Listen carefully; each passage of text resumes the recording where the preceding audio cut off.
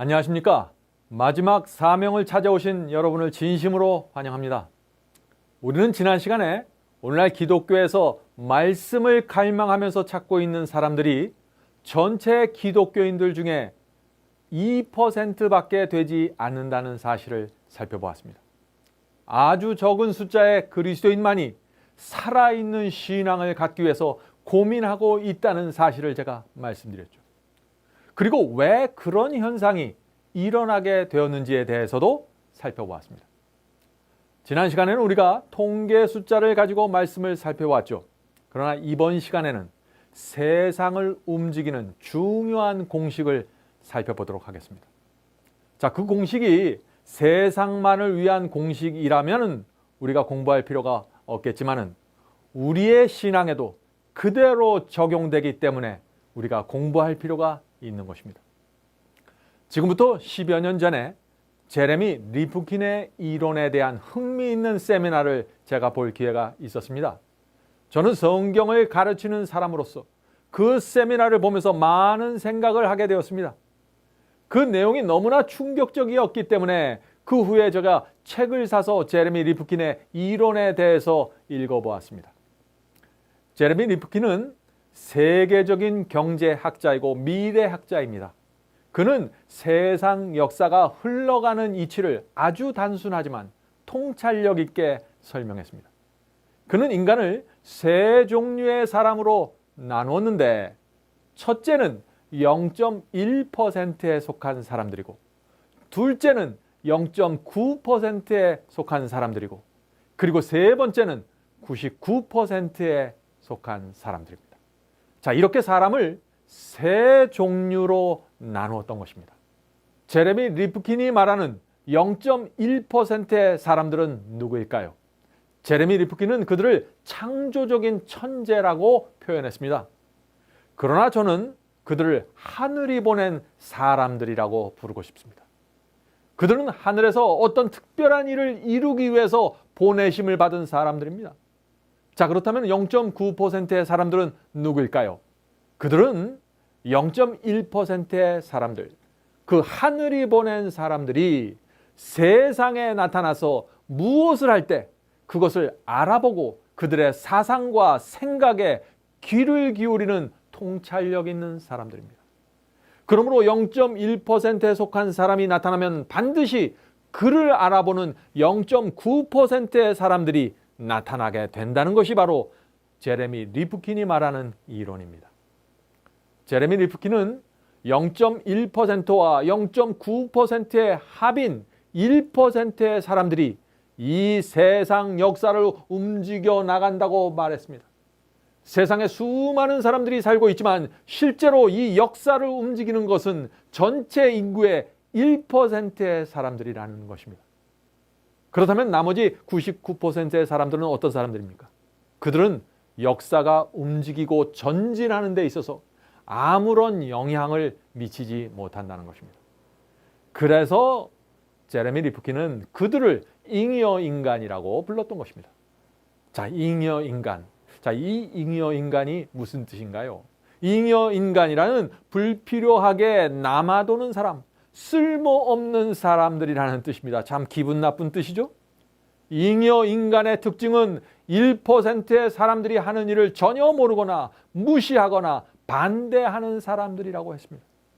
제레미 리프킨이 이 99%의 사람들을 잉여 인간으로 규정한 이유가 무엇일까요? 왜냐하면 그들이 아무 생각 없이 단백질 덩어리처럼 살다가 그저 인생을 살다가 사라져버리기 때문입니다.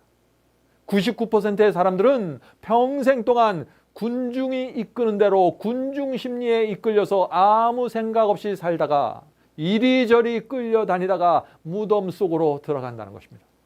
그저 먹고 마시는 문제를 위해서 인생의 대부분을 소모해버리는 사람들, 그 사람들을 가리켜서 잉여 인간이라고 부르는 것입니다. 참 이것은 정말 기분 나쁜 이야기죠. 끔찍한 이야기입니다. 그러나 쉽게 부정할 수 없는 말입니다. 왜냐하면 저와 여러분도 그 속에 속할 수 있기 때문입니다. 99%의 잉여인간은 세상에 태어나서 무엇이 진리인가 생각하거나 찾으려고 애쓰지 않은 채 그들의 삶을 마치게 되는 것입니다. 참으로 슬픈 일입니다. 자, 이제 제레미 리프킨의 그 공식이 역사 속에서 어떻게 적용되었는지 한번 살펴보도록 하겠습니다. 특별히 산업혁명 시대 어떻게 그 공식이 적용되었는지 한번 예를 들어서 살펴보도록 하겠습니다. 자, 하늘에서 정한 시간이 되자 0.1%의 사람이 영국에서 태어났습니다. 그는 산업혁명 시대를 열어놓았습니다. 자, 산업혁명 시에 가장 먼저 나온 기계가 무슨 기계입니까? 증기기관이 아니라 방적기계였습니다. 0.1%의 그 창조적인 사람이 산업혁명 시대를 열어놓았는데 방적기계를 통해서 열어놓았다는 것입니다. 자, 그 당시 모직옷은 손으로 짜는 배틀기계로 만들어졌습니다. 그런데 이 배틀은 옷감을 많이 만들어낼 수 있는 기계가 아닙니다. 그래서 그 당시 옷감이 매우 비쌌습니다. 이런 점에 착안해서 0.1%의 사람이 방적기계를 만들었던 것입니다. 자, 그런데 희한한 사실은 그 당시 옷감 산업에 관련되어 있던 그 거의 대부분의 사람들, 99%의 사람들은 방적기계를 보면서 오히려 불평했다고 합니다. 자, 그들이 왜 불평했을까요? 왜냐하면 자신들의 그 기득권을 놓치고 싶지 않았기 때문입니다. 그래서 이런 식으로 불평했습니다. 이제 저 기계 때문에 내 직업이 없어지겠구나. 이제 돈을 벌지 못하겠구나. 이제 배틀도 소용없고 내 손기술도 필요 없게 되었다. 저 무겁고 복잡한 기계가 고장나면 어떻게 고치는가? 라고 불평했던 것입니다. 옷감을 만드는 일에 종사했던 대부분의 사람들은 0.1%의 사람이 만들었던 그 방적기계가 정말 무엇을 의미하는지 전혀 알아보지 못했던 것입니다. 그들에게는 역사를 움직이는 0.1%를 알아볼 수 있는 통찰력이 없었던 것이죠. 자, 그런데 제가 아까 무엇이라고 했습니까? 0.1%가 나타나면 반드시 어떤 사람들이 나타난다고 했습니까? 0.9%의 사람들이 나타난다고 했습니다. 그들은 0.1%를 알아보고 방적기계의 의미와 가치를 알아보았습니다. 그들은 다른 사람들과 똑같은 방적기계를 보면서 이렇게 생각했습니다. 바로 이것이, 이 기계가 새로운 시대를 여는 시발점이 되겠구나. 그들은 예리한 통찰력을 가지고 저 방적기계가 저렇게 빠르게 옷감을 만드니 이제부터는 지금보다 훨씬 더 많은 양털이 필요하겠구나라고 생각한 것입니다. 기계가 아무리 좋아도 양털이 없으면 아무 소용이 없지. 그러니까 나는 지금부터 양을 열심히 길러야겠다라는 생각을 하게 되었던 것입니다. 얼마나 생각이 다른가요? 그래서 그들은 자신들의 전 재산을 털어서 양 목장을 사들이기 시작했습니다. 이 0.9%의 사람들은 그 당시 영국 사람들의 이 0.9%의 사람들은 그 당시 영국 사람들의 주로 먹던 감자의 밭을 갈아엎고 목초를 심어서 양을 기르기 시작했습니다. 그들은 방적 공장이 세워지는 곳마다 그 주변에 감자 밭을 뒤집어 엎은 다음에 대규모의 양 목장을 세웠습니다. 자, 그 결과가 어떻게 되었을까요? 방적 공장이 세워질 때마다 양털의 소유는 폭등하게 되었고 0.9%의 사람들은 엄청난 부를 축적하게 되었습니다. 자, 그런데 문제가 생겼습니다. 양 목장들이 여기저기 생기면서 감자 농장이 어떻게 됐어요? 빠른 속도로 사라져 버렸습니다. 자, 어떻게 되었을까요? 감자값이 천정부지로 치솟아서 극심한 감자 파동이 생기게 되었던 것입니다. 감자를 구할 수가 없게 된 것입니다. 이것이 바로 그 당시에 유럽을 휩쓴 감자 기근의 배경입니다. 자, 감자 기근이 왜 생겼습니까? 방적 기계 때문에 생긴 것입니다. 방적 기계 때문에 영국에서는 전국적으로 굶어 죽는 사람들이 생기게 되었던 것입니다. 심지어 대도시의 런던에서조차 감자가 없어서 굶어 죽는 사람들이 생기게 되었고 감자 도둑들이 들끓게 되었습니다. 급기야 영국 정부가 어떻게 했습니까? 감자를 도둑질하는 사람들을 공개적으로 교수형에 처한다는 법을 발표하게 된 것입니다. 지금으로서는 상상할 수도 없는 일이 벌어진 것이죠. 그럼에도 불구하고 배고픔을 참지 못한 사람들은 감자를 훔칠 수밖에 없게 된 것입니다. 자, 이제 정리해 보도록 하겠습니다. 하늘이 보낸 0.1%의 사람이 나타납니다. 그리고 그를 알아보는 0.9%가 새로운 시대를 열게 되는 것입니다. 그러면 나머지 99%의 잉여 인간들은 무슨 일이 생기는지도 모른 채 방적기계를 반대하고 불평하고 배고프다가 결국 도둑질하고 교수형에 들어간다는 것입니다.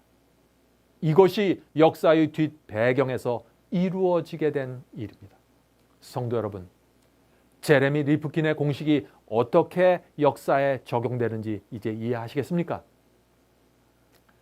그럼 이제부터는 그리스도인의 시선으로 제레미 리프킨의 이론을 살펴보도록 하겠습니다. 참으로 놀라운 사실은 제레미 리프킨의 이런 공식이 성경과 기독교 역사에도 그대로 적용된다는 것입니다. 노아 시대를 한번 살펴볼까요? 노아 시대는 누가 0.1%의 사람이었을까요? 노아가 그 당시 하늘이 보낸 0.1%의 사람이었습니다.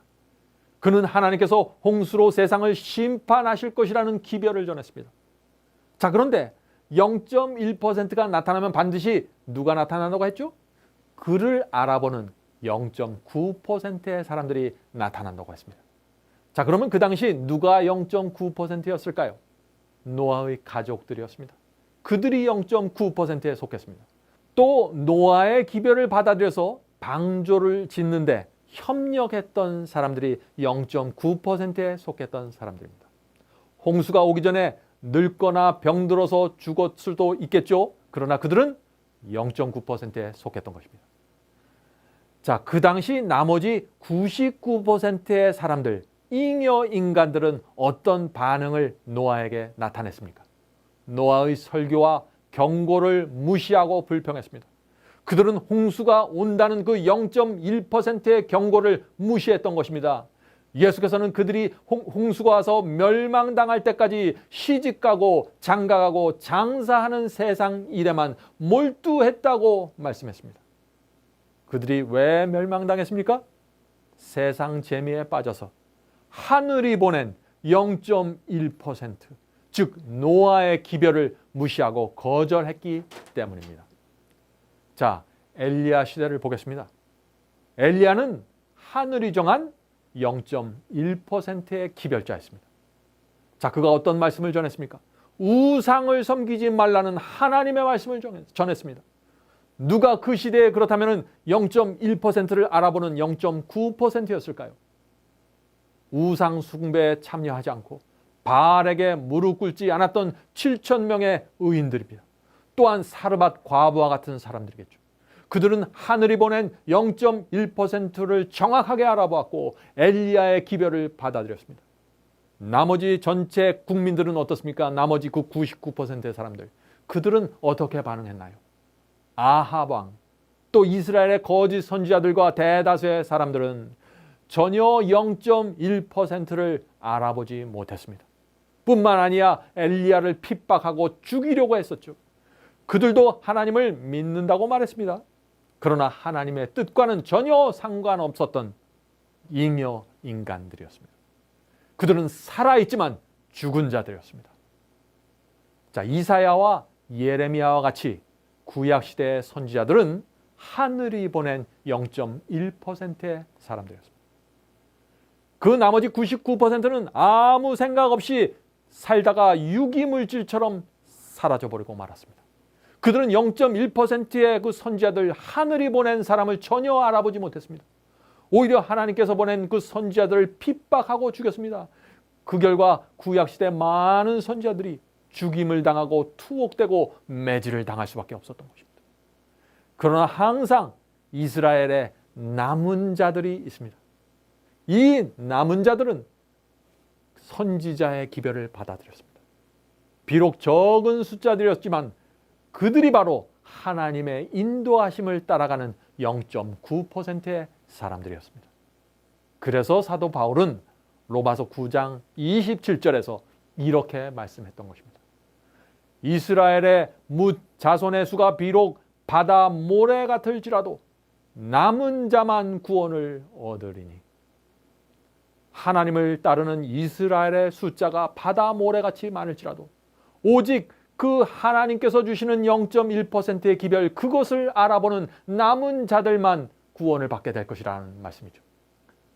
하나님을 믿는 사람들이요, 0.1%와 0.9%와 99%로 나누어지게 되는 것입니다. 이렇게 세 부류로 나누어지는 역사가 매 시대마다 반복되었습니다. 침례 요한 때도 그 사건이 일어났고 예수 그리스도의 시대에도 세 부류의 사람들이 나타나게 된 것입니다. 자, 그리스도 시대를 좀 생각해 보도록 하겠습니다. 예수께서는 하늘의 신이었지만 이 땅에 보내진 0.1%에 속한 인간으로 오셨습니다. 그리스도는 이 세상에 태어날 때부터 그 당시에 잉여 인간들에게 외면당할 수밖에 없는 모습으로 태어나셨습니다. 왜 외면당하셨습니까? 말구에서 거적더기를 덮고 탄생하셨기 때문이죠. 그래서 거의 모든 교회 지도자들과 유대인들이 메시아를 알아보지 못하고 거절하고 핍박하였고 결국 십자가에 못 박여 죽인 것입니다. 0.1%를 죽인 것입니다. 그러나 그 시대에도 그리스도의 사명과 복음을 알아보는 사람들이 있었는데 그들이 누구일까요? 목동들과 동방 박사들입니다. 12사도와 사도들입니다. 그리고 다락방에 모인 소수의 사람들이 바로 0.9%에 속한 사람들이었습니다.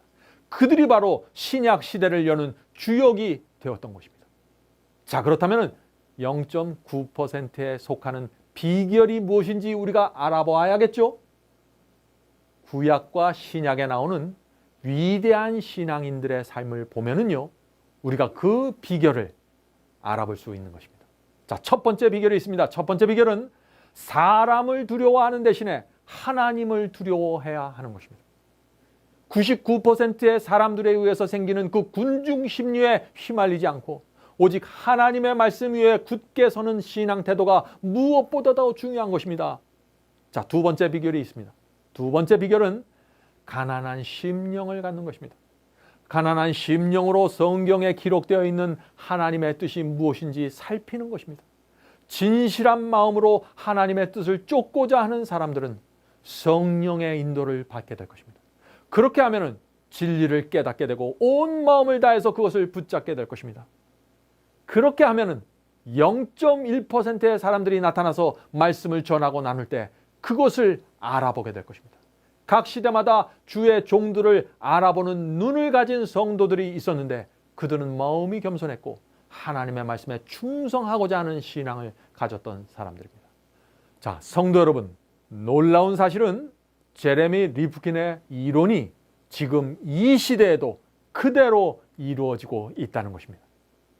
예수께서는 제레미 리프킨의 이론을 아주 단순하게 설명해 주셨습니다.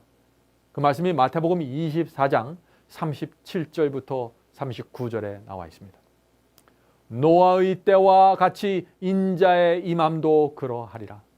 노아의 때의 상황이 인자의 때, 재림의 때에도 그대로 반복될 것이라는 것입니다. 자, 계속해서 읽겠습니다. 홍수 전에 노아가 방주에 들어가던 날까지 사람들이 먹고 마시고 장가들고 시집가고 있으면서 홍수가 나서 저희를 다 멸하기까지 깨닫지 못하였으니 인자의 임함도 그와 같으리라. 자, 무슨 말씀입니까? 노아의 때처럼 예수께서 재림하실 때도 하나님의 말씀과 경고가 선포될 것이지만 대다수의 사람들은 자신이 멸망당하는 그날까지 세상에 빠져서 살다가 심판받게 될 것이라는 말씀입니다. 예수님의 말씀처럼 대다수의 사람들이 육신의 쾌락에 빠져서 넓은 길을 걷고 있습니다. 먹고 마시고 장가들고 시집 가는 것과 같이 세속적인 일에만 온 마음을 빼앗기고 있는 것입니다. 성도 여러분, 그리스도인은 어려운 시험에 도전하는 고시 준비생이 아닙니다. 누구든지 그리스도를 사랑하는 마음으로 좁은 길을 걷고자 하는 사람은 모두 단 한 사람의 낙오도 없이 생명의 길을 끝까지 걸어가게 될 것입니다.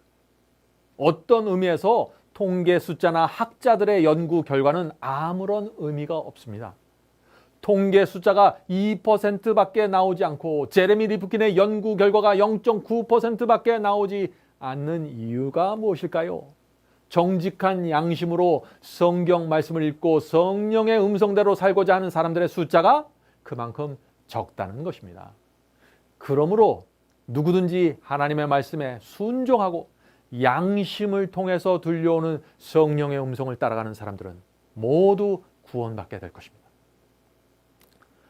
성도 여러분, 선지자 아모스는 마지막 시대에 말씀의 기근이 올 것을 예언해 놓았습니다.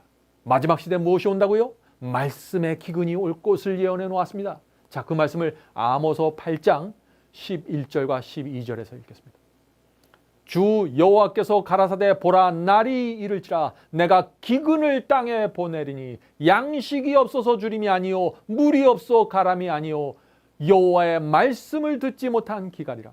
사람이 이 바다에서 저 바다까지 북에서 동까지 비틀거리며 여호와의 말씀을 구하려고 달려왕래하되 어찌 못하리니. 지금 그 시대가 온 것입니다. 지금 기독교에 아모스 선지자가 예언한 그 말씀에 큰 기근이 온 것입니다.